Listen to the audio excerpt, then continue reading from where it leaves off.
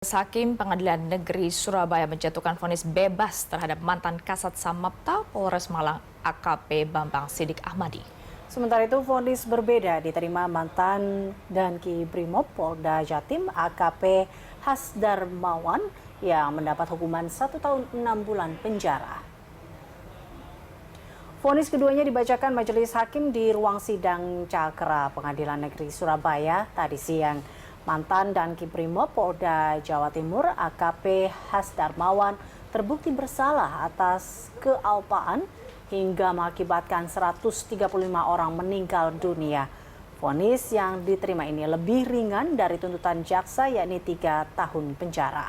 Sementara itu secara mengejutkan, Majelis Hakim yang diketuai oleh Abu Ahmad ini menjatuhkan vonis bebas terhadap mantan Kasat Samapta Polres Malang AKP Bambang Sidik Ahmadi.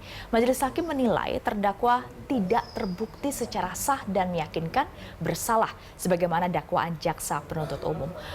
Vonis yang diterima Bambang Sidik mematahkan tuntutan JPU 3 tahun penjara. Nah, ia dan tim kuasa hukumnya pun mengaku bersyukur atas vonis bebas yang dijatuhkan Majelis Hakim. Meskipun begitu, Komisi untuk Orang Hilang dan Korban Tindak Kekerasan Kontras tak terima atas vonis bebas yang dijatuhkan kepada salah satu terdakwa dan meminta jaksa untuk mengajukan banding. Saya rasa sudah sangat tepat sekali ya kalau untuk vonis bebas tadi. Memang tidak ada hubungan kausalitas antara terdakwa Bambang dengan kematian. Saya kira ini sandiwara begitu, ini sidang sandiwara yang itu semakin mengkonfirmasi apa yang kami duga sejak awal bahwa peradilan ini adalah peradilan sesat. Pertama, kita akan mendesak jaksa untuk banding atas putusan. Korban akan melakukan desakan kepada jaksa untuk banding. Yang kedua, kita akan membuat laporan utuh kepada Komisi Yudisial agar memeriksa perilaku hakim dalam menjalankan hukum acara. Ya, pemirsa, terkait dengan jalannya sidang vonis terhadap 3 terdakwa kasus Kanjuruhan ini sudah ada koresponden Agung Dharma dari Pengadilan Negeri Surabaya. Ya, Agung, mantan Kasat Samapta Polres Malang Bambang Sidik ini divonis bebas, sedangkan satu lagi yaitu mantan Danki 1 Brimob Polda Jawa Timur AKP Hasdarmawan tadi divonis 1 tahun 6 bulan penjara.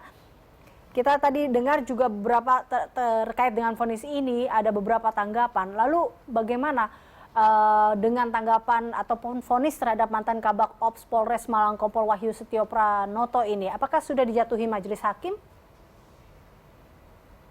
Ya, Majelis Hakim Pengadilan Negeri Surabaya baru saja menggelar sidang terdakwa untuk 3 anggota polisi yakni terdakwa kasus tragedi Kanjuruhan.